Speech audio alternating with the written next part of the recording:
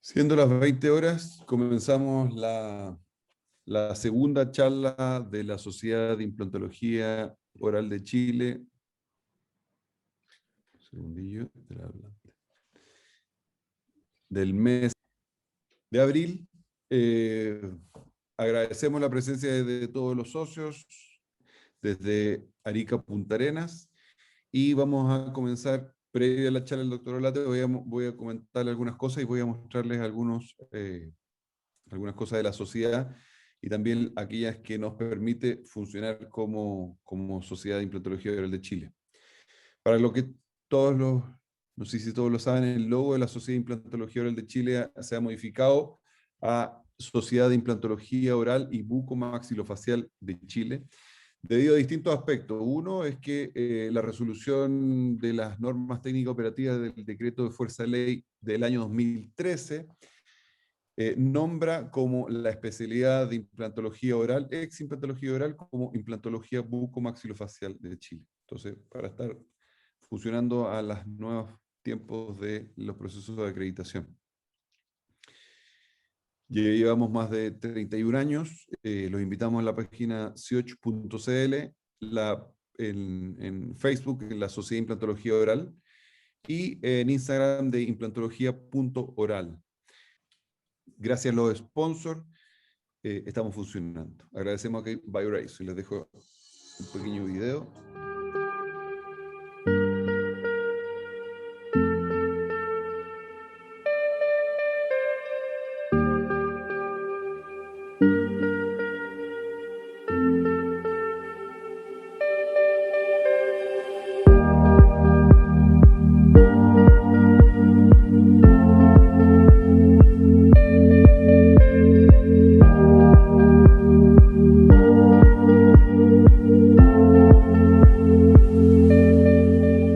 Expertos de Oral-B junto a odontólogos chilenos diseñaron el cepillo ideal, el nuevo Oral-B Expert Sensi con cabezal compacto, corte recto y el poder de limpieza de 9000 filamentos ultra suaves para una remoción de placa en áreas de difícil acceso. Nueva línea Oral-B Expert, recomendado por la Sociedad de Periodoncia de Chile.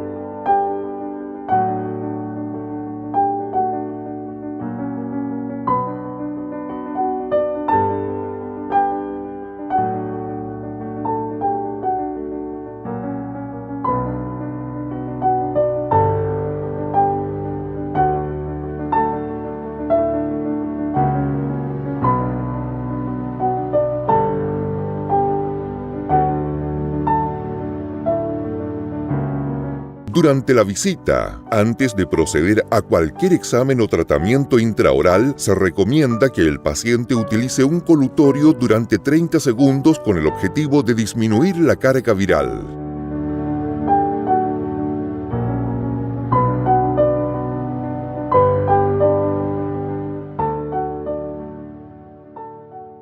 Dejo ahora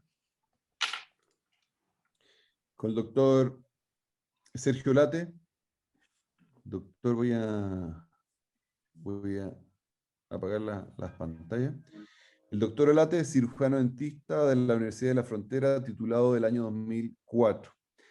El año 2011 inicia su trabajo de coprofesor en la Universidad de la Frontera, luego de realizar su programa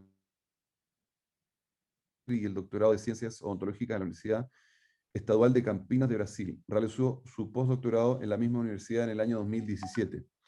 Entre los años 2015 y 2016, sí fue Fellow del European Face Center de Bélgica. Actualmente es profesor asociado de la Facultad de Odontología y subdirector del Centro de Estudios Morfológicos y Quirúrgicos de la Facultad de Medicina de la Universidad de la Frontera y profesor del programa de implantología bucomaxilofacial de la Universidad Autónoma de Temuco. Doctor Olate, lo dejo, la casa es suya. Aquí voy a apagar las pantallas para que nos deleite con su charla. Bueno, muchas gracias, Rodrigo, doctor Antini, también por la invitación a compartir con usted algunos conceptos, algunos análisis que hemos desarrollado durante un tiempo y que han permitido que desarrollemos buenas conclusiones sobre cómo avanzamos con las técnicas de implantología reconstructiva y cómo vamos llevando que esto sea un camino más predecible, eficiente, de menor morbilidad y se concluya finalmente con el beneficio que queremos para nuestros pacientes. Le agradezco nuevamente la invitación y los felicito por todo el avance que van desarrollando y cómo han manejado, ¿cierto?, el desarrollo científico y académico desde la sociedad. Bueno, voy a iniciar esta presentación contando un poco la historia, el desarrollo y la vida que hemos llevado en esta línea de investigación, que se resume hoy día en una hora de conversación, pero que en definitiva tiene un largo camino donde se han involucrado muchas personas, algunas de las cuales se las voy a comentar hoy día. Mi trabajo hoy día lo desarrollo en la ciudad de Temuco, al sur de Chile. Trabajo en la Universidad de la Frontera fundamentalmente, donde he desarrollado prácticamente toda la línea de investigación asociada a estos temas. Y también he colaborado y trabajo actualmente hoy en la Universidad Autónoma apoyando el programa de implantología que dirige el doctor José Valdivia. Siempre ha sido un gusto y un placer trabajar con todo un grupo humano de personas muy capaces, muy eficientes y con una vinculación de forma bien significativa a la clínica y también a la investigación. En los grupos con los cuales he trabajado siempre la investigación ha sido un punto importante y pensando en que la clínica tiene que tener un respaldo, un fundamento, ¿cierto?, que nos permita ser más sustentable en los caminos que vamos desarrollando. Bueno, ¿cómo dividiría esta presentación? Primero, valorar algunos requerimientos que sostenemos hoy día. Segundo, de determinar algunos modelos reconstructivos, algunas estrategias asociadas y finalmente aplicaciones clínicas fundamentalmente en dos campos y uno con más profundidad que es sobre elevaciones de seno maxilar que nos van a un poco orientar sobre el futuro de nuestro trabajo en esta área que estamos desarrollando. Bueno, siempre parto iniciando por el porqué, ¿cierto? Las necesidades son actuales, o sea, claro que son actuales. Tenemos varias historias de éxito en condiciones bien extremas, como las que ustedes ven acá, donde existen deficiencias óseas periimplantales y que con angulaciones, con técnicas, con diseños de implantes, como en este caso, se han podido subsanar y llevar a regeneraciones óseas perimplantares que son eficientes, permanentes y estables, como ustedes ven en esta imagen que está aquí. de forma que ha mostrado que el diseño y la amalgometría en este caso nos funciona bastante bien. Pero no en todos los casos iguales, y partí este análisis desde el año 2010, cuando publicamos esta investigación en el Journal of Oral Implantology, analizando lo que es diseño y macrogeometría de los implantes en los modelos de carga inmediata. En este análisis definíamos que el diseño cónico o cilíndrico no tenía diferencias significativas en la osintegración. Sin embargo, el tipo de roscas, específicamente en las zonas apicales, sí los podría tener, de forma que el diseño de implantes sí en ese escenario se tornaba como un punto importante. Sin embargo, cuando fuimos avanzando en el tiempo, también observamos que el fracaso de implantes y la pérdida de implantes asociado en el largo plazo de función de la osintegración no se asociaba a la química de superficie, ni tampoco de forma tan específica a la superficie del implante. De forma que habían otros factores que están involucrados en el escenario, que no necesariamente tenían que ver con la propiedad del implante que estábamos trabajando. Ahora, cuando uno habla de técnicas reconstructivas y regeneración ósea, es casi imposible no conversar de estos 3 puntos que han sido publicados desde hace más de 20 años atrás, definidos como pilares fundamentales de las técnicas reconstructivas que nosotros trabajamos en las condiciones preimplantares. Y dentro de ese análisis, destaca hoy día de forma muy importante lo que son las características del sujeto, las características del paciente. Y cuando analizamos esta pequeña investigación, también publicada recientemente, analizamos el comportamiento, la forma en que una estructura ósea con hueso cortical y esponjoso se comporta en un animal sano. Y cuando al animal le aplicamos una ovarectomía, simulando un modelo de osteoporosis, ya observamos una alteración completa en la corticalización y en el hueso esponjoso que presenta la estructura. De forma que la osteointegración que nosotros podríamos esperar aquí sería diferente a la que podríamos esperar acá. Sin embargo, las revisiones sistemáticas clínicas no han mostrado diferencias tan importantes cuando se evalúan en largo plazo, por ejemplo, en condiciones de osteoporosis. Quizás algunos números limitados de artículos, el sesgo de algunas investigaciones podrían ser importantes en estas conclusiones, considerando que el sustrato en el cual estamos haciendo esa integración es bastante distinto. Eso nos llevó a seguir avanzando, y este artículo que lo publicamos hace 2 meses atrás en el IOMI, fue un esfuerzo bien significativo, y lo traigo y lo destaco en este momento, porque fue la colaboración que nace desde el esfuerzo entre el Instituto de Ingeniería Militar de Brasil, el Departamento de Biomateriales de la NYU y el Centro de Excelencia en Estudios Morfológicos y Quirúrgicos de la UFRO, en un soporte muy fuerte desarrollado por Conexao Chile y Conexao Brasil, una empresa de implantes que mantiene su vinculación con la investigación y creyó en este proyecto y en el soporte que nosotros podríamos entregar para seguir avanzando. Entonces, en esta investigación nosotros observábamos que los modelos de superficie podrían variar sus resultados cuando trabajamos con modelos de osteoporosis y ovarectomía. Si bien en la superficie tuvimos diferencia, y quizás no es el punto de hoy día, lo interesante era que en animales sometidos a ovarectomía, los porcentajes de VIC eran muy por debajo los que eran en los animales de control.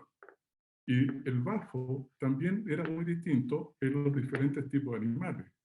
Esta es parte de la tesis que desarrolló Marcelo Parra, alumno de doctorado del programa que mantenemos en la Universidad de la Frontera, y concluía claramente que hay diferencia entre los diferentes sustratos, entre los diferentes tipos de condiciones en que se encuentran los animales, cuando los sometemos a condiciones de implantación. De forma que hay un elemento importante allí que debemos considerar cuando nosotros llevamos a las técnicas reconstructivas, que son la condición del sujeto, la condición del paciente, la condición del sustrato en el cual estamos trabajando. Ahora, la indicación de las técnicas reconstructivas tiene un largo caminar, y eso va asociado a las alteraciones que se han producido en los procesos alveolares luego de la pérdida ósea, de la pérdida dentaria.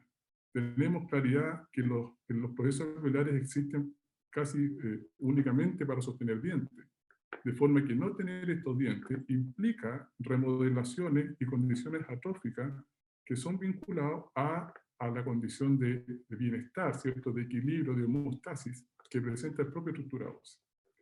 De forma que un punto importante es determinar la estabilidad como un factor crítico para la reparación ósea y la técnica reconstructiva. Y en ese escenario, utilizamos esta investigación para enseñarnos qué tan importante es la estabilidad en la regeneración ósea.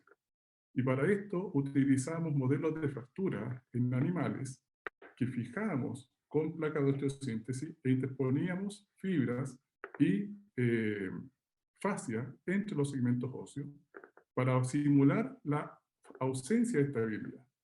Y en estos escenarios observábamos que cuando pasábamos de los escenarios donde no había placas de osteosíntesis y había pseudoartrosis a lugares donde sí teníamos placas de osteosíntesis, la reparación ósea se producía de forma espontánea, sin necesidad de retirar el elemento que estaba como pseudoartrosis en ese sitio, en ese gap, en ese espacio entre los segmentos óseos que tenían movilidad.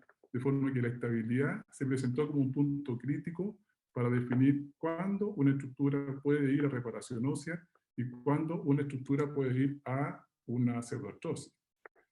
Ese escenario tiene también importancia cuando definimos los espacios o las zonas sobre las cuales podemos trabajar con estas técnicas reparativas. Y en esta investigación hacíamos la comparación entre espacios pequeños, espacios de mediano tamaño y espacios de gran tamaño para la reparación ósea. En el grupo 1, con pequeños espacios en la reparación, ustedes observan líneas de condrocitos presentes en esas áreas, en esos gaps entre los segmentos óseos, pero con una tendencia a la reparación ósea bastante clara de forma endocondral. En los segmentos de mayor tamaño, de mayor diferencia, el espacio que hay se comienza a rellenar también con esta estructura de condrocitos y paulatinamente comienza a producirse la formación ósea. Pero en espacios de mayor tamaño ya no tengo condrocitos, no tengo opciones de reparación y tengo un infiltrado inflamatorio muy potente y muy presente en esta zona. De forma que nos quedó bastante claro que la reparación ósea, aunque el hueso viene de un origen embriológicamente intramembranoso, siempre pasaba por la fase cartilaginosa y por una fase de condrocitos con técnica endocondral en la reparación. Y que para esta reparación necesitamos una formación vascular bastante eficiente, la presencia de los condrocitos y un soporte para el crecimiento celular, debido a que el espacio de mayor tamaño en el segmento que utilizamos no presentó una reparación adecuada. Dicho esto, definimos que estabilidad y el espacio, el tamaño del defecto son puntos importantes en este análisis. Comenzamos a definir, bueno, ¿qué pasa entonces con nuestro tipo de material, con nuestro injerto? ¿Será el injerto autógeno aún eficiente en estos escenarios? Y partimos también a encontrar esto en nuestras investigaciones. Y el primer punto importante fue este seguimiento que nosotros hicimos de 8 a 10 años de rehabilitaciones totales sobre 4 de 6 implantes en sujetos con y sin reconstrucción con injerto de cresta ilíaca, con injerto de cadera.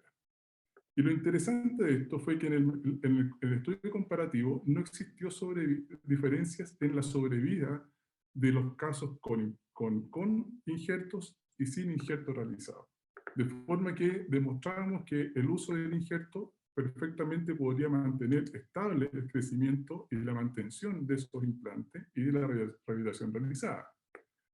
De la misma forma, la forma de ubicación, si mi bloque lo instalaba hacia el lado derecho o izquierdo con un contacto más endocondral o más esponjoso, o con un contacto más cortical, no presentaría diferencia en la sobrevida de ese injerto, lo cual simplificaba bastante la técnica para obtener la mejor aproximación al lecho que nosotros íbamos a instalar. Sin embargo, en los casos de menor envergadura, por ejemplo, en los casos de injertos obtenidos de sitios donantes intraorales, se nos presentaba una situación un poquito más crítica, que era la comorbilidad asociada al retiro de esos injertos. Si nosotros observamos en esta investigación, ya definíamos que la presencia o el retiro de injertos de la zona de mentón generaba parestesia en el 20% de los sujetos hasta los 6 meses después de hecho el retiro de esos injertos. De forma que llevaba una complicación que nosotros no queríamos en el paciente que estamos tratando. Y este problema se debía fundamentalmente a que nosotros tenemos un espesor cortical bastante disminuido en la zona vestibular. Si lo comparamos con la zona lingual, es prácticamente de 1 milímetro versus 3 milímetros en la zona lingual. Y si nosotros queremos obtener un bloque que sea adecuado, por lo general tenemos que profundizar en esta zona. Y al profundizar tenemos un alto riesgo de generar parestesia y de generar complicaciones asociadas a la reparación ósea, que fue lo que definimos en esta investigación. ¿Qué ocurre con la rama? La rama es un sector bastante eficiente para el retiro de injertos óseos y para, como sitio donante. Hay algunos libros, incluso recientemente publicados, abordando el retiro seguro de injertos en esta zona. En esta investigación nosotros veíamos los tamaños, la estructura, la forma, y claramente definíamos buenas profundidades y buenas ubicaciones para hacer este injerto. Pero en este escenario, cuando ya ubicamos la precisión en qué lugar nosotros íbamos a hacer la osteotomía para retirar estos bloques, ya observamos algunas limitaciones. Y una de esas limitaciones más importantes es que el espesor que nosotros podemos retirar de este bloque, de esta rama, no supera los 3,5 milímetros en promedio. De forma que si yo quiero hacer un aumento óseo en ancho, un aumento óseo horizontal en un sitio déntulo, y quiero utilizar un bloque, debería esperar con esto solo 3,5 milímetros de aumento, que a veces podría ser insuficiente.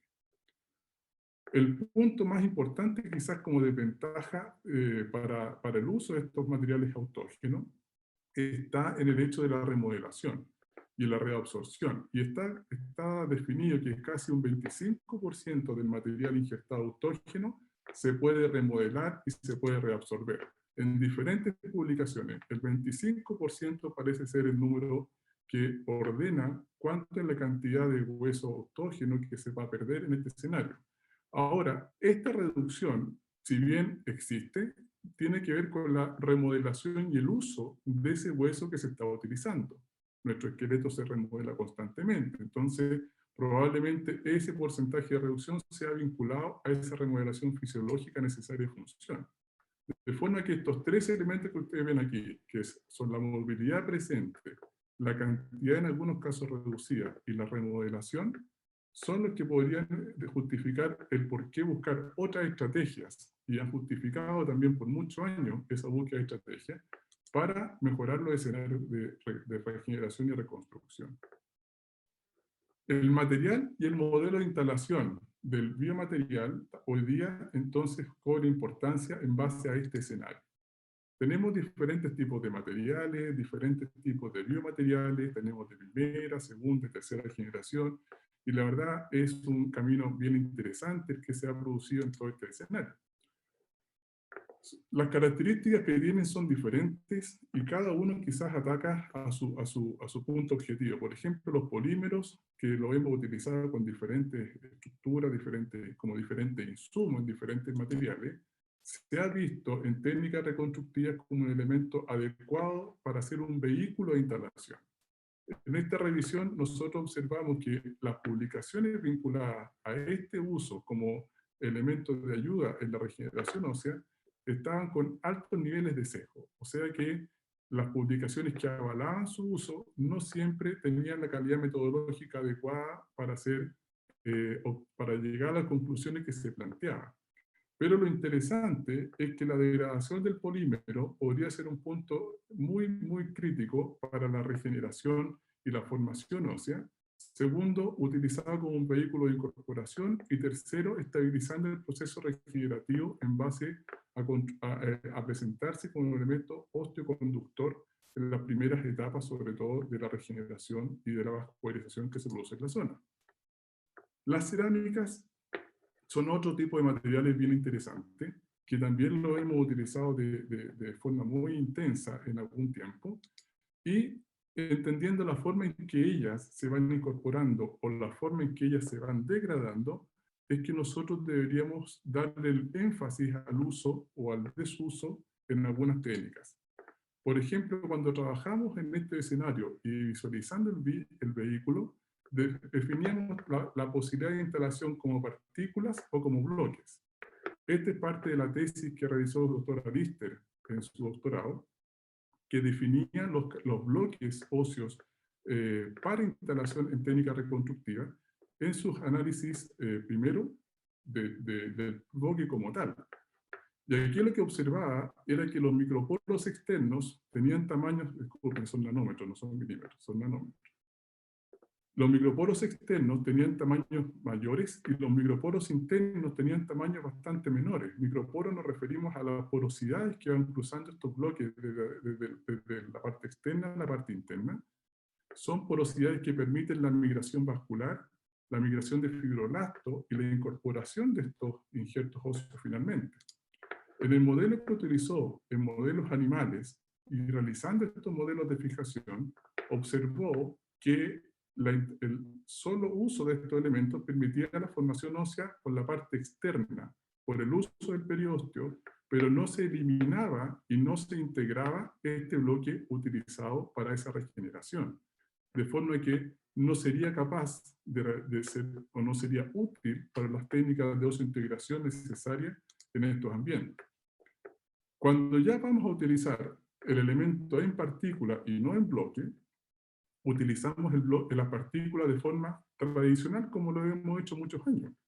Siempre tenemos que recordar, y traigo este estudio a colación que también publicamos el año pasado, que la convivencia es crítica cuando trabajamos con estos biomateriales en partículas.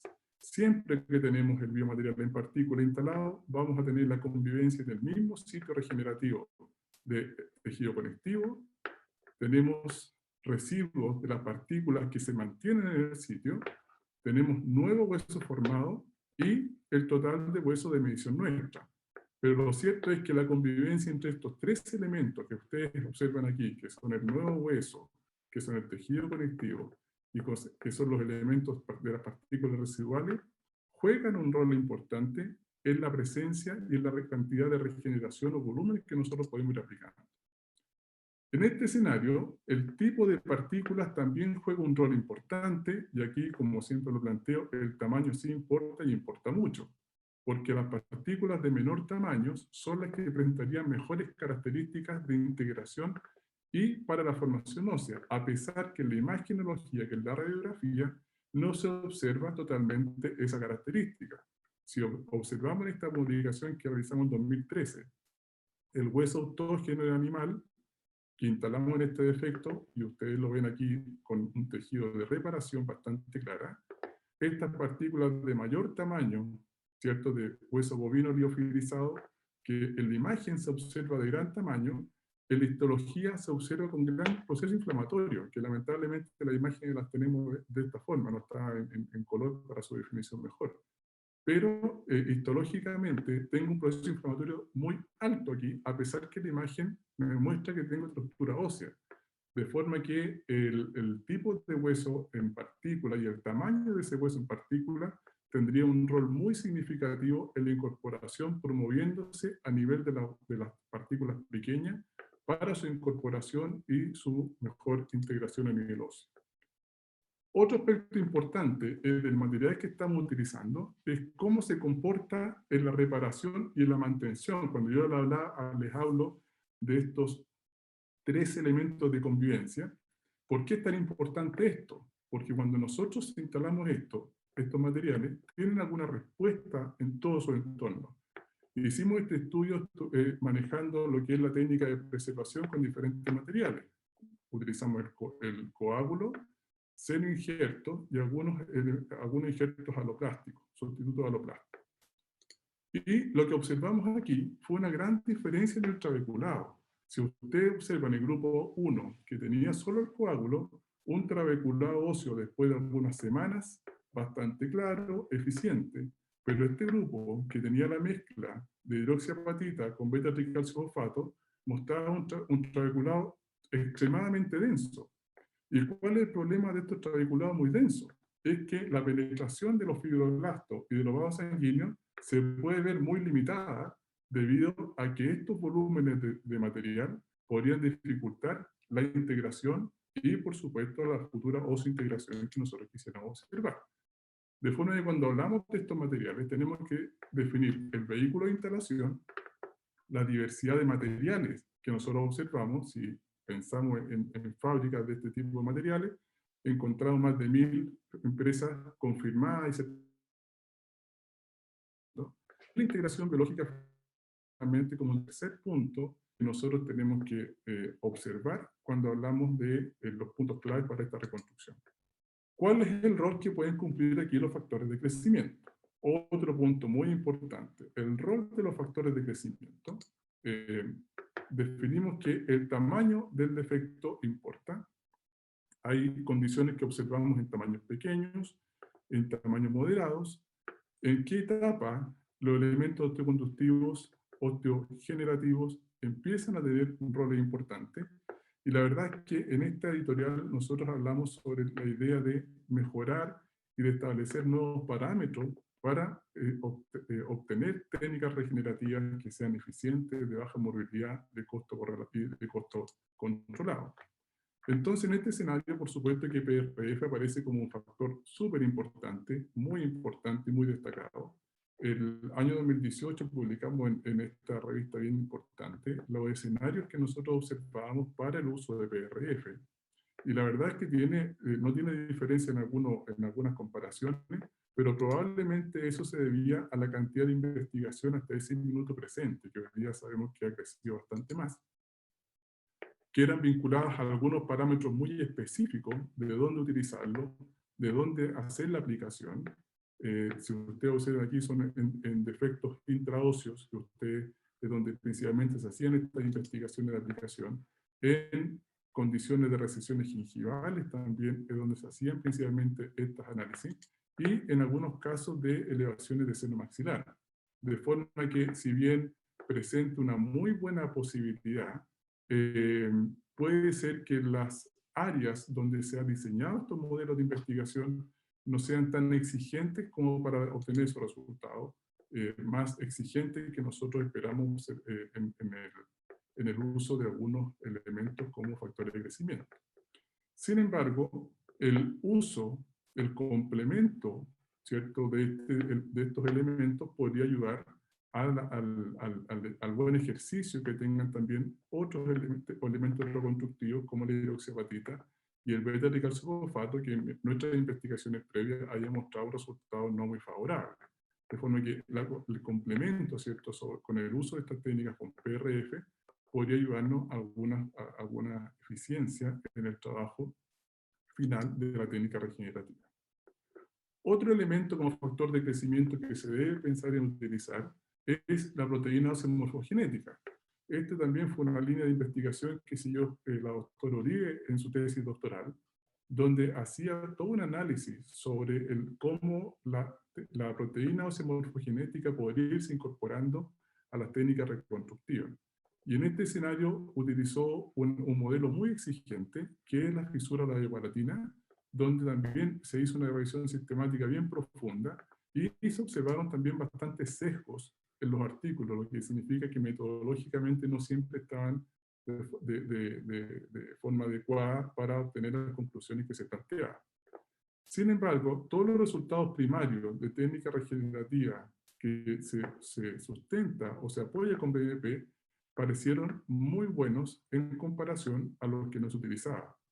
De forma que era bastante eficiente el uso de BMP incorporado en estos elementos, y que los seguimientos deberían mejorar en el tiempo para obtener resultados más favorables en términos de estabilidad y de cómo se iban produciendo.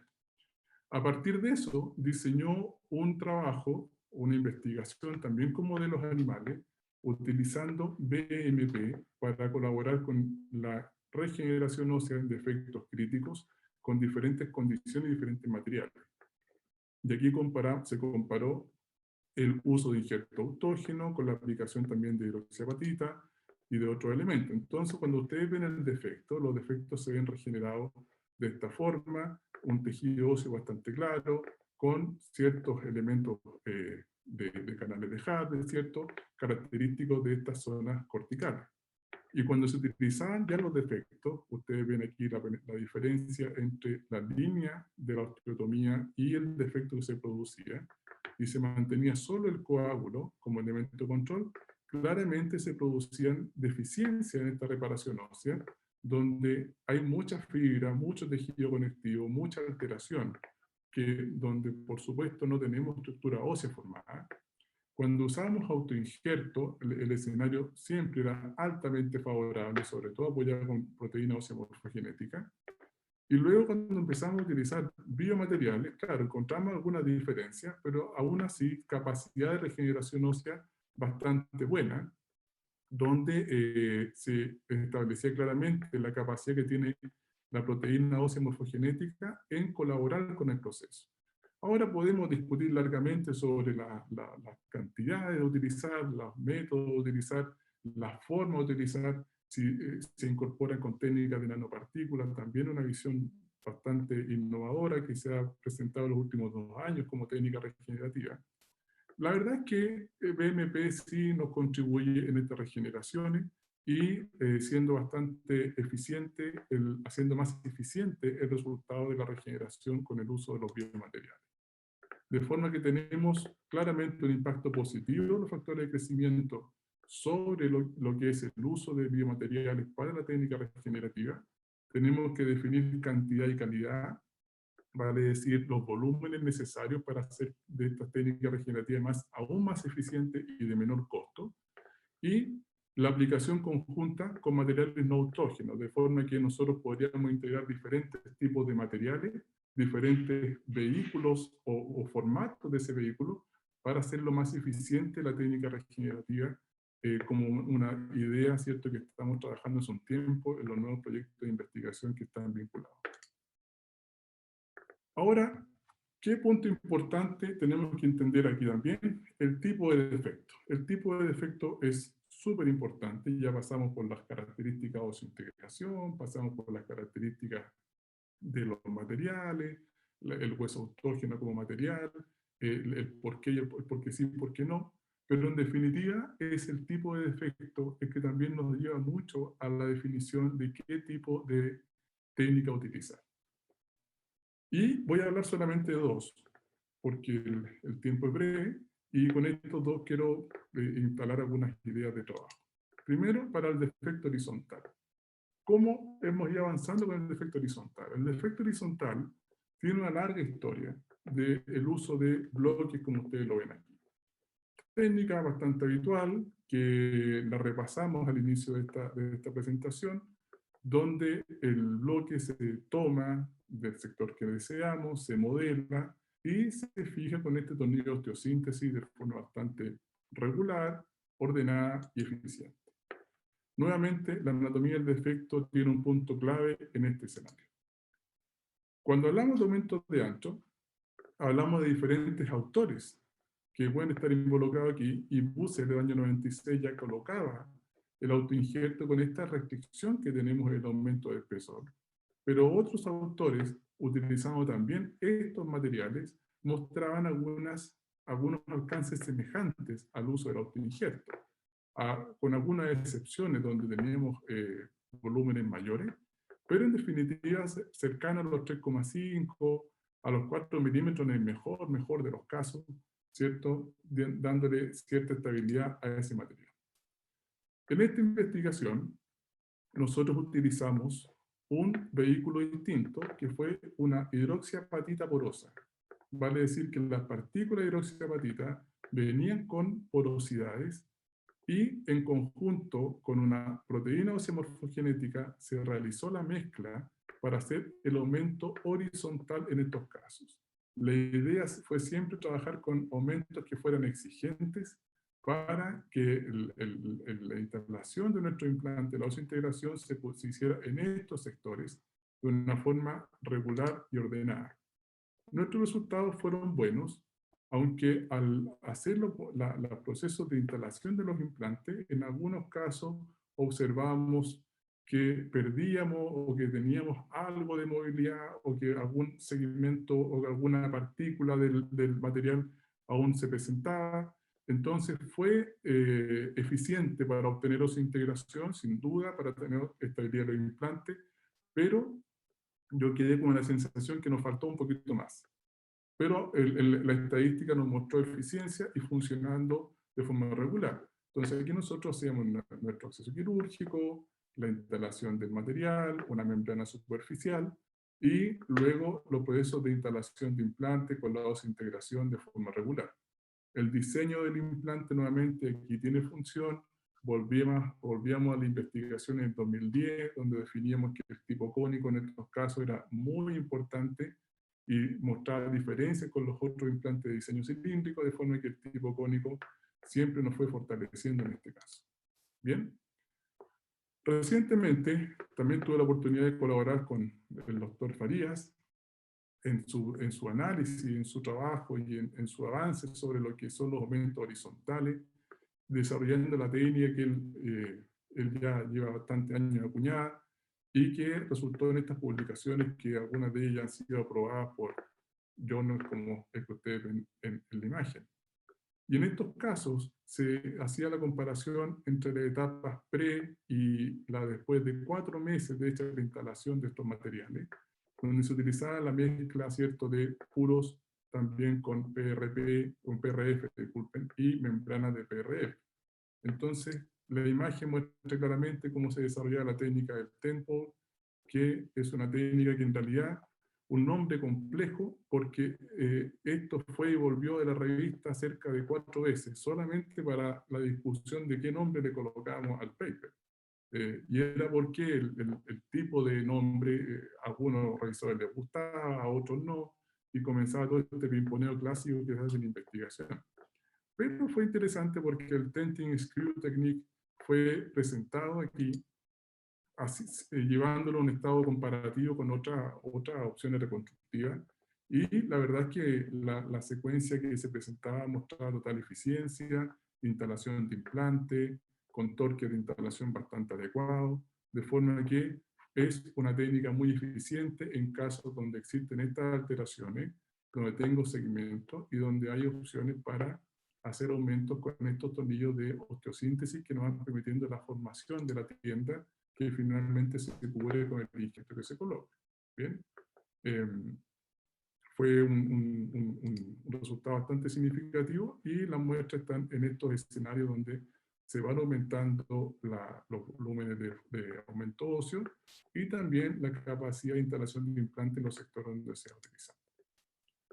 Ahora, el otro defecto que nosotros estamos trabajando en el último tiempo es asociado a los defectos del seno maxilar, y utilizando principalmente el seno maxilar como modelo para entender cómo se produce la regeneración ósea y de qué forma va alcanzando los niveles que llegan históricamente desde que inicia la secuencia de lo que es la elevación del seno maxilar.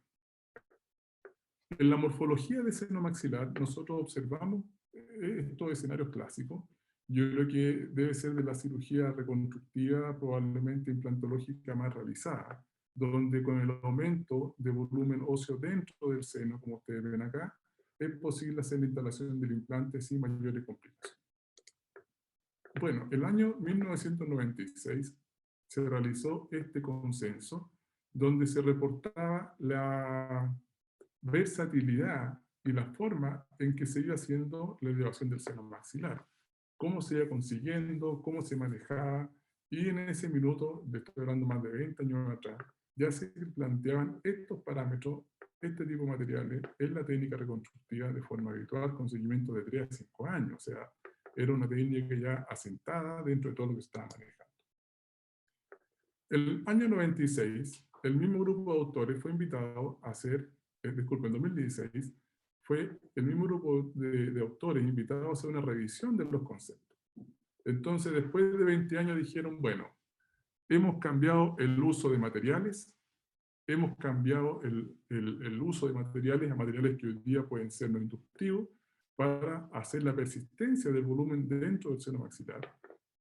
La técnica con acceso transcrestal ya se había certificado a partir del año 2016 o poco antes, digamos, como una técnica viable, aceptada y versátil.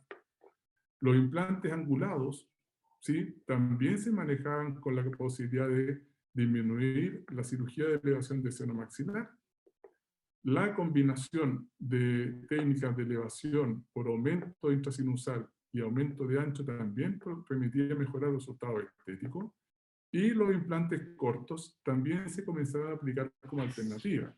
de forma que el traspaso de una técnica reconstructiva a una técnica donde no siempre era necesario el uso de la reconstrucción, y la reconstrucción podía ser de baja movilidad, comenzó a ser más presente en todo el escenario científico y determinado por este consenso que ya iniciaba su camino. ¿Cuáles son los criterios actuales que nosotros, o elementos que nosotros observamos cuando trabajamos con estas técnicas reconstructivas? Primero, el hueso residual, ¿cierto? ¿Cuánto hueso nos queda? Segundo, la densidad del tejido óseo que está cercano o en este seno maxilar, la presencia de algunos defectos anatómicos intrasinusales, el grosor de la pared lateral del seno maxilar también tiene un punto importante para saber de qué tipo hacemos la osteotomía, la anatomía vascular de la zona, el contorno sinusal y la cantidad de implantes que nosotros queremos instalar. ¿Cuáles son los factores de riesgo que uno podría pensar en elevación del seno maxilar? Y que, por favor, son riesgos bastante controlables y con bastante también seguimiento de cuál es el rol que pueden tener dentro de esto. Y la verdad es que el primero de ellos es el reborde residual insuficiente, pero que dentro de lo que nosotros observamos es una caracterización que hacemos del seno que queremos elevar, por lo tanto puede ser bastante eficiente también como concepto, si es que lo consideramos dentro de la técnica como tal, ventana lateral, con uso de algún tipo de material específico o algún factor de crecimiento. La membrana sinusal fina, que nos puede llevar a la ruptura, ¿cierto?, de la zona, una patología de sinusal presente, que generalmente lo vemos antes, y la proximidad de los elementos vasculares que nos pueden causar algún desajuste hemorrágico intraoperatorio, pero que también son controlados, de forma que los factores de riesgo son bastante manejables dentro de lo que es la técnica de elevación del seno maxilar. De forma que pasamos a los conceptos solo de altura, del sustituto, relleno o injerto que queremos utilizar, y los elementos anatómicos intrasinusales que podrían estar siendo factores para este análisis. En nuestra experiencia inicial, de 91 cirugías que presentamos como publicación en el año 2012, casi el 74%, o sea, 3 de cada 4, lo utilizamos la técnica de un hueso autógeno. Tomábamos nuestra rama mandibular, se hacía la manipulación, se segmentaba, se utilizaba como bloque, como partícula, ¿cierto? Se hacía la molienda de ese bloque y se instalaba dentro del seno maxilar. Un número importante, pero la verdad es que con un éxito también, un éxito también elevado, siendo que gran parte era en este hueso autógeno. Entonces, la pregunta era si había otros materiales eficientes, ¿por qué pensar en seguir usando hueso autógeno? El otro punto importante es que también, utilizando este hueso autógeno, conseguíamos anticipar los tiempos de carga dentro de ese seno maxilar.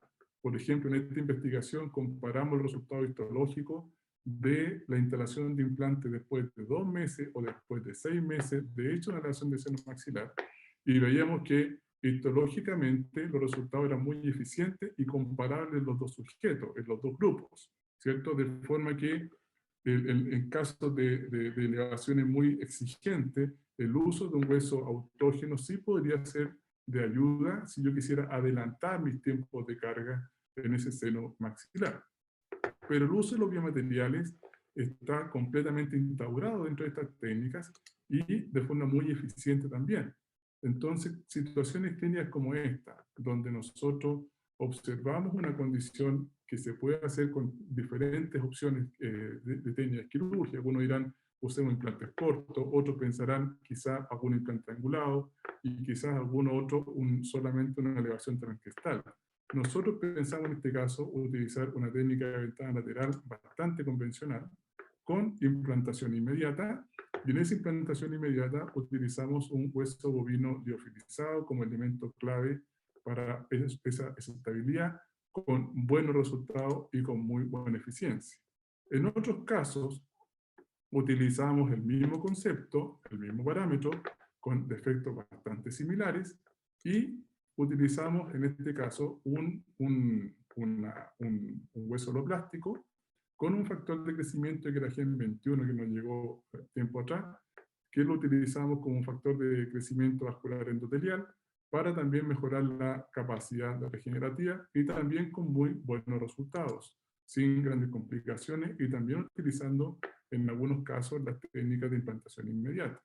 De forma que el uso de estos materiales y el uso de diferentes técnicas ha sido bastante bien visto por la comunidad científica y se presentan hoy día como elementos clave para la técnica de regeneración del seno maxilar.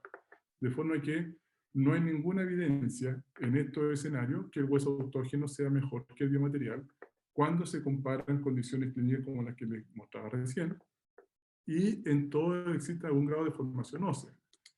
Ahora, ese grado de formación ósea, como les dije al inicio también de esta presentación, se hace compartiendo diferentes características, diferentes tejidos dentro del mismo ambiente reconstructivo.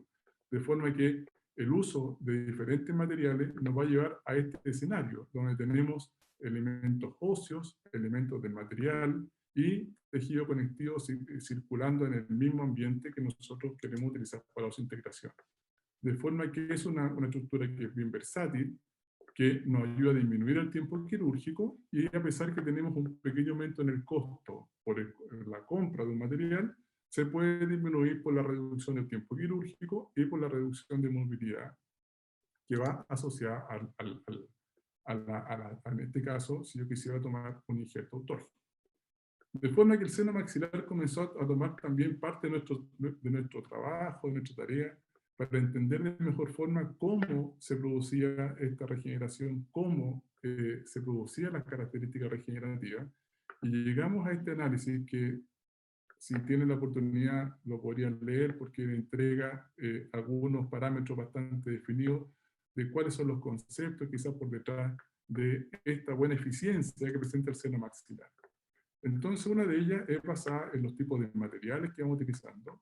El segundo es asociado a la variable intrínseca que está dentro del seno maxilar. Y un tercer punto, que es la instalación del implante, ¿cierto? Que tiene con características, diseño y forma definida. Bueno, en este éxito de la reconstrucción sinusal vamos encontrando diferentes elementos a cargo, diferentes elementos responsables que van incluyéndose dentro del por qué esto empieza a funcionar, ¿cierto? Tenemos periósteo, tejido óseo, la propia membrana sinusal, el implante de injerto óseo, cómo ellos van trabajando en conjunto para que esto sea exitoso en el tiempo. Primero, definiendo anatomía. La anatomía es un factor clave dentro del seno maxilar. Definimos en esta publicación los modelos o la morfología de los senos maxilares que nosotros íbamos a emplear para ciertas técnicas, y encontramos aquí que los elementos de seno cuadrangular eran bastante frecuentes, y también algunos de tipo triangular que tendrían alguna restricción o alguna limitación para llegar a las paredes mediales, sobre todo en los casos donde tenemos el riesgo de lesionar la mucosa o la membrana sinusal como parte de la técnica regenerativa.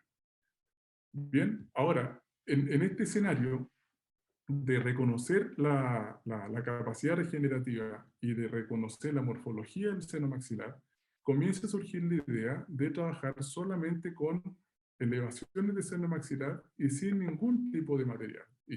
Una historia antigua quizá, pero que comenzó a tener un poco más de auge por ahí por el 2012, 2013.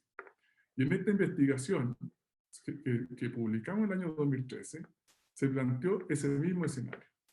Y se trabajó en base a la elevación del seno maxilar, como ustedes ven acá, la instalación de un tornillo de soporte y la presencia solamente del coágulo para esa regeneración. Bien, sellado con una membrana periférica. Y en esta técnica después suturamos el colgajo y ustedes observen clínicamente qué es lo que hay acá, ¿cierto?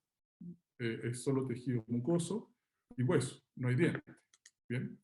Se hizo un análisis después de mediciones. Cuando trabajamos con esto, no teníamos la tomografía totalmente incluida, incorporada dentro del escenario. Y la verdad es que en buena parte de los casos que tratamos de esta forma, presentamos fracaso. No funcionó muy bien. De la formación ósea esperada, solo se produjo en un 30%, y en los otros 7 pacientes, los cuales han sido sometidos a la técnica, no nos funcionó bien. Entonces uno se pregunta, ¿por qué? ¿Esto es un fracaso? Bueno, si vemos esos números, sí, pero como siempre comento yo cuando trabajo con mi equipo, el fracaso es solo un paso, porque nos enseña. El fracaso nos enseña, nos estimula y nos permite entender qué está pasando. Primero, la selección de pacientes para esta investigación no fue la más adecuada. Si hablamos de atrofia severa, hablamos de condiciones muy críticas para la reparación ósea, muy críticas de irrigación, muy críticas de contenido de hueso esponjoso, muy críticas de todo tipo de metabolismo necesario para la correcta reparación ósea. Entonces, la selección de pacientes, y volvemos al punto 1 cuando iniciamos esta presentación, el tipo de paciente y las características del paciente son importantísimos para definir qué técnica utilizamos. Entonces, para ir resumiendo y comenzando ya a finalizar esta presentación, ¿cuáles son los elementos críticos para esa regeneración intrasinusal? Primero, el tamaño del defecto. Cuando tenemos defectos grandes, defectos amplios, estos defectos probablemente circulen como defectos críticos y se comporten como defectos críticos. Si nosotros vemos las lesiones quísticas bien grandes, veremos que en algunos casos, sin necesidad de tener rellenos óseos o sustitutos, encontramos una regeneración espontánea, de forma que el tipo de defecto y el tamaño del defecto sigue siendo importante. Ahora, cuando hablamos justamente de este tipo de defectos de lesiones cavitarias, y encontramos un hueso esponjoso periférico y encontramos dientes adyacentes, encontramos zonas donde hay una muy buena capacidad de irrigación, de forma que es esperable que el defecto óseo protegido, un defecto óseo de 3 paredes, permita esa regeneración ósea con buena fórmula, con buena estrategia, y sin necesidad de ser tan exigente para las técnicas que estamos utilizando. ¿Bien? Esto ha sido probado y confirmado por diferentes autores, de forma que nosotros lo incorporamos a lo que es la técnica regenerativa dentro del seno maxilar o condiciones más extremas. El tercer punto importante para esta definición es la calidad ósea y el tipo de hueso que estamos trabajando, si es cortical o esponjoso. Sabemos que el tipo de hueso cortical tiene canales de Hart bastante claros y el hueso esponjoso un trabeculado, de forma que el trabeculado permite una presencia de irrigación mucho más eficiente, mucho más rápida, y con eso se permite llegar a zonas en menor tiempo en comparación a un hueso cortical. De forma que si tengo un remanente óseo, por ejemplo, en un reborde alveolar, bastante reducido en ancho, menor de 2 milímetros, probablemente tengo una zona extrema de hueso cortical. Y al tener solo hueso cortical, al tener una pobre irrigación, mi capacidad regenerativa de ese reborde también queda bastante limitada. El cuarto punto es la instalación del implante inmediato. En el caso de trabajar con el seno maxilar, como lo estábamos mostrando ahora, tenemos que pensar siempre en la estabilidad del implante como punto crítico. La estabilidad primaria del implante es fundamental en el caso que nosotros queremos hacer implantación inmediata dentro de este seno maxilar y proveer las técnicas más eficientes cuando hablamos del coágulo como elemento base para esta regeneración. De forma que el trauma quirúrgico también nos ayuda a que esta respuesta ósea periférica comience a ser importante en este escenario reparativo. Ahora, parte de estas conclusiones también las plasmamos en esta investigación que publicamos en 2017, donde hicimos un análisis sobre la técnica Grapples en la elevación de seno maxilar para su uso con ventana lateral.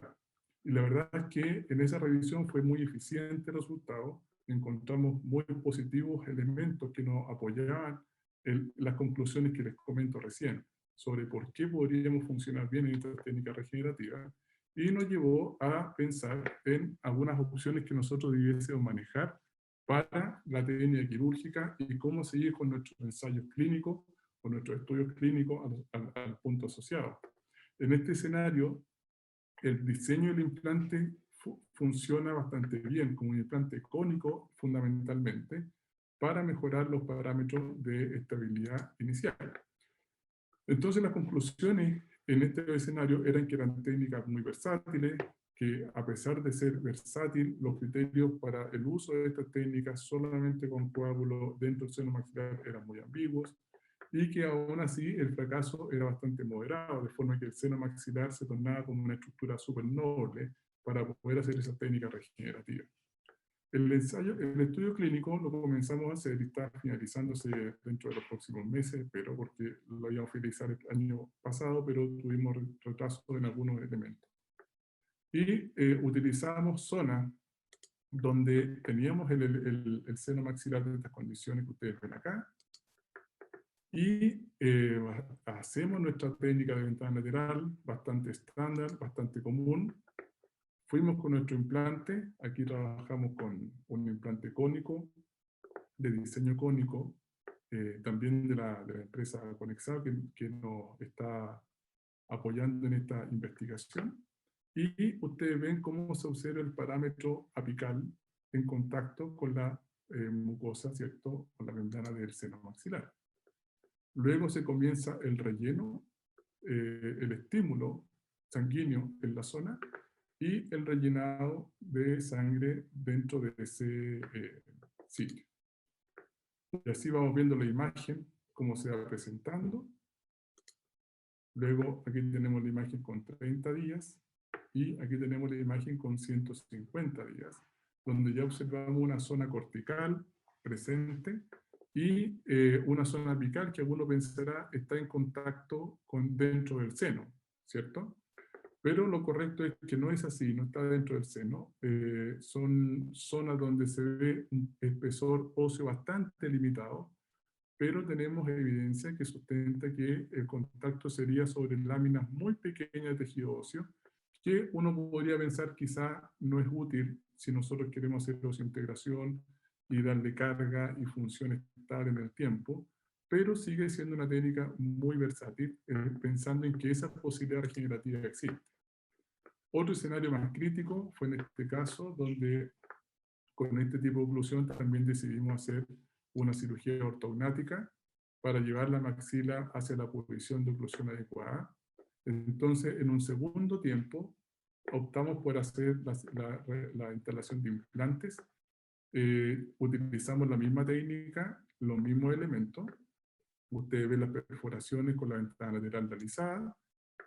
Nuestros soportes, nuestros paralizadores en la ubicación que le correspondía para manejar ese implante. Y ya nuestros implantes instalados, trabajados con el seno abierto expuesto y con la irrigación adecuada. En el lado contralateral, el lado izquierdo, utilizamos las mismas técnicas, donde, claro, tenemos ya aquí un remanente previo de la cirugía que haya sido realizada. Se hace nuevamente los accesos, las perforaciones, las ubicaciones de los implantes en los lugares, estimulando el sangramiento en la zona. Y nuevamente se ubican, para posicionar los implantes de forma correcta, ubicando el seno también con las perforaciones, que son adecuadas para la irrigación que se necesita en este escenario. Ustedes ven aquí el remanente propio del trauma quirúrgico, de la instalación de esos implantes, aquí y acá, y cómo se va produciendo la irrigación en la zona que ustedes ven ahí. Luego de algunos meses, ya comenzamos a observar este escenario muy favorable, aquí también un escenario favorable, y finalmente la rehabilitación de forma correcta, adecuada, muy estable y funcional, que hasta el día de hoy está sin mayores complicaciones.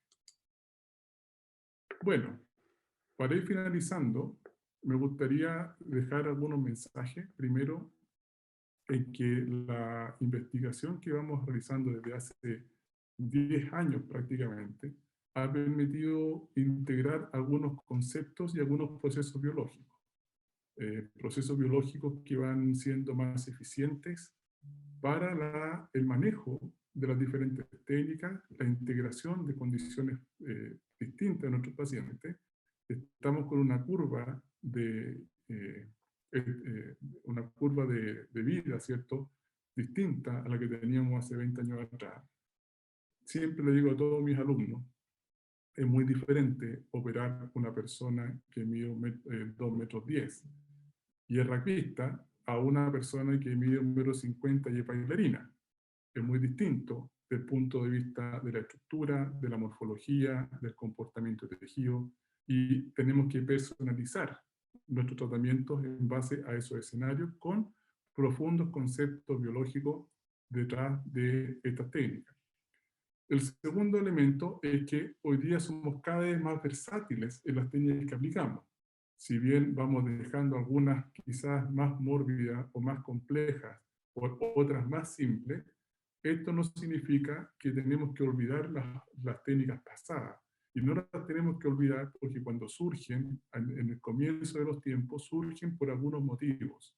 Y quizás son esos los motivos que nos tienen que llevar a buscar más opciones y más técnicas que sean eficientes con los resguardos y la seguridad de nuestros pacientes.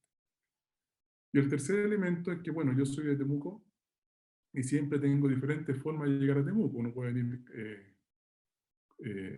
en tierra, con vehículos, ¿cierto? En bus, con avión, puede incluso venir por mar, de forma que el objetivo lo podemos alcanzar de diferentes formas, con diferentes técnicas, con diferentes opciones.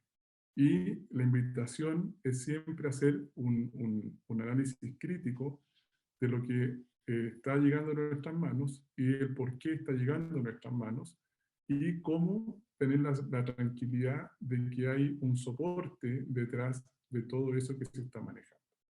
¿Bien?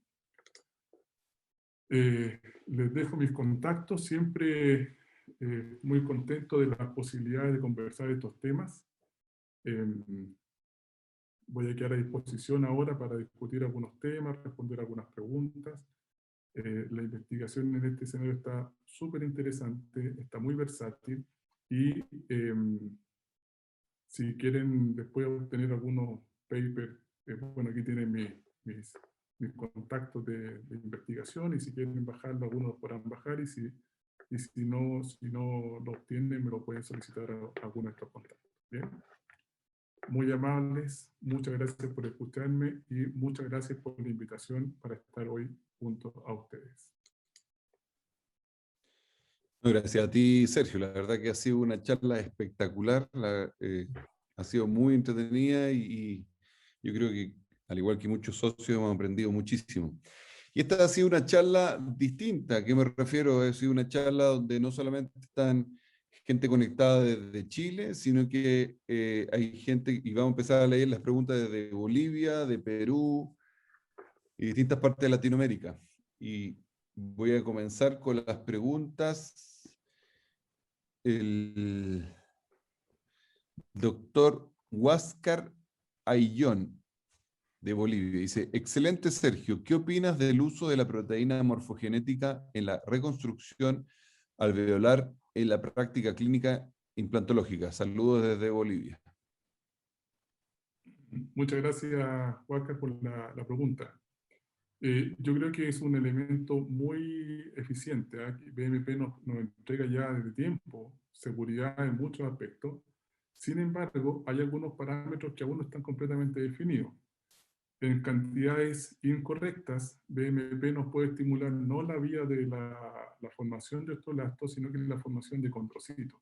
Y eso ahí se nos puede complicar en el escenario que estemos pensando en grandes reconstrucciones y el resultado puede que no sea la cantidad de huesos esperado. Nosotros hemos trabajado en reconstrucciones con BMP en efecto de boca dividida y hemos encontrado en algunos casos muy buenos resultados y en otros casos no tan eficientes. De forma que la cantidad que tenemos que utilizar creo que es el punto crítico.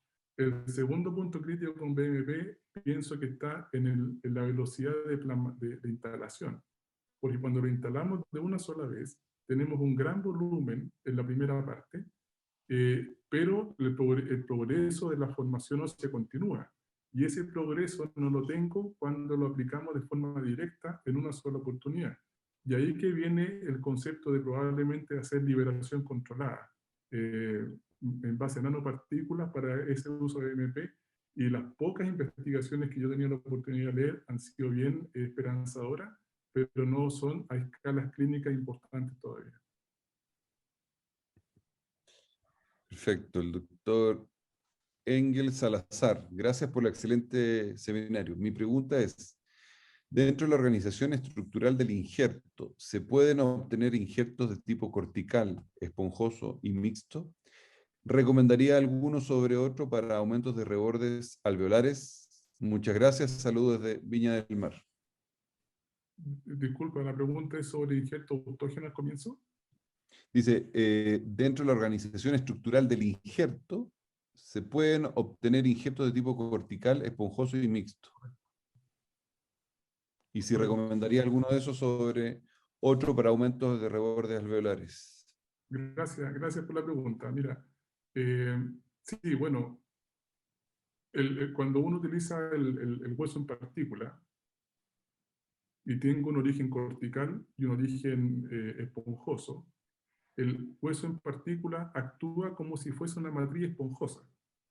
Permite que la vascularización, los vasos sanguíneos circulen a través de las partículas y a través de las partículas comiencen a integrarse, de forma que el solo hecho de ser en partículas ya hace que la estructura funcione como un pseudo esponjoso. ¿Bien?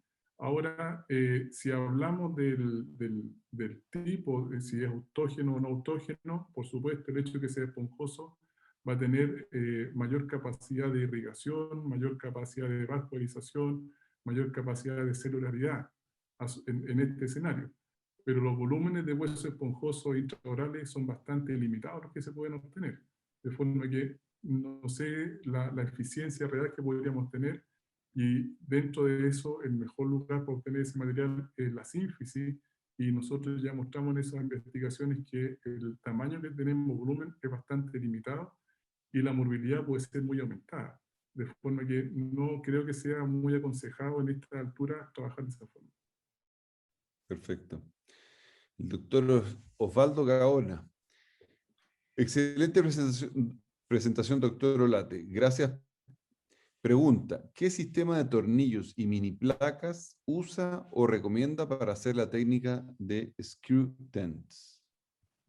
Correcto. Yo creo que quien tiene más experiencia sobre esa técnica es el doctor Faría, pero lo que yo he utilizado, más que mini placas, han sido tornillos, y utilicé durante mucho tiempo tornillos de Conexao. Ahora utilizo tornillos de Interfix, dentro de la marca Interfix. No tengo vínculos comerciales con ninguno de ellos, pero esos son los que estoy utilizando con más frecuencia. Perfecto. Mira, a ver, me voy ahora a Facebook. Desde Perú, el doctor Oslino Hilario, saludos. El doctor Robinson Cancino, saludos. Desde Guayaquil, Ecuador, el doctor Nervo Vicente Medrano, te manda muchos saludos también. Muchas gracias. Estefano Yermali Rodríguez, muchas gracias, Sergio, muy buena presentación. Wilfredo Salazar, profesor, buenas noches. ¿Qué opinión tiene del beta-fosfato tricásico biomaterial para relleno de seno maxilar? Gracias por la pregunta. El beta-tricalciofosfato lo presenté dentro de las investigaciones que hemos realizado. Funciona bien como todos los materiales en realidad han tenido eficiencia en ciertas características. Tengo mis dudas al aplicarlo en términos de trabeculado. Cómo se va a producir la remodelación, cómo se va a producir la degradación, porque va muy vinculado al tamaño de la partícula que presenta. Ese es un elemento importante en la formación ósea que tenga. Dependiendo del defecto y del objetivo que tenga el uso del material, yo creo que puede funcionar bien, pero en defecto exigente tendría mis dudas. Perfecto. Aquí por otro lado, el doctor Gonzalo Miranda dice lo siguiente. Experiencia de relleno maxilar usando solo fibrina rica en plaqueta, PRF. En mis manos, poca. En mis manos, poca. Ha sido solo 1 o 2 casos de evaluación. No he tenido oportunidad de ver investigaciones extensas sobre el tema, pero entendiendo que solo el coágulo puede ser eficiente en la reparación o en la formación ósea, no veo por qué no el PRF puede serlo también. Yo creo que tendría una lógica en su aplicación. Perfecto. Después el doctor Luis Troncoso. Saludos, Sergio. Un abrazo desde Viña. Gracias, Creo Luis. que... Más preguntas, preguntas. Bueno, la verdad que han salido hartas preguntas. Sergio, te agradezco. Doctor Antini. Yo, ¿no? No, para ir, vamos a ir cerrando ya la...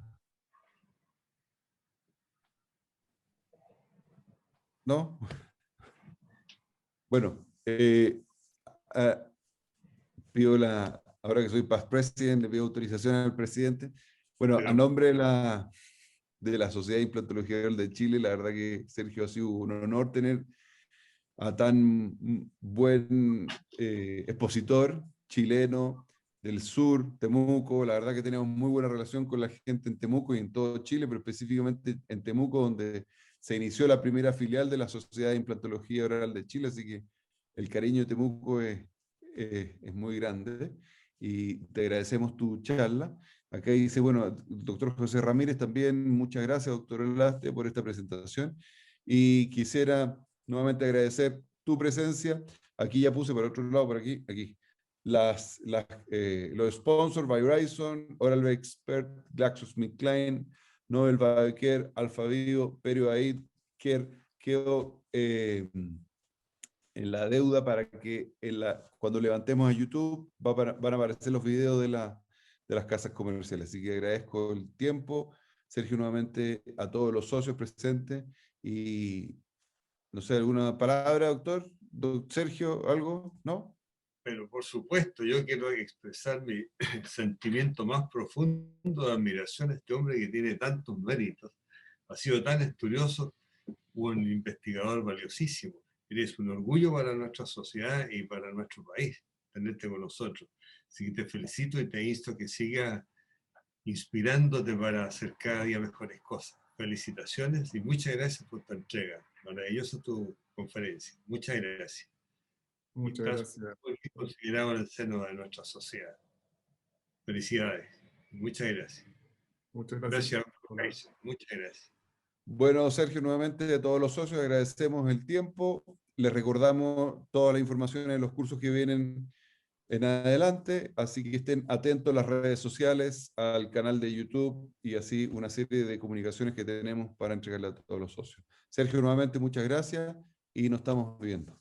Muchas gracias por la invitación y espero seguir contribuyendo en el futuro. Un abrazo, Guadalupe Temuco. Saludos. Chao, chao. Chao, chao.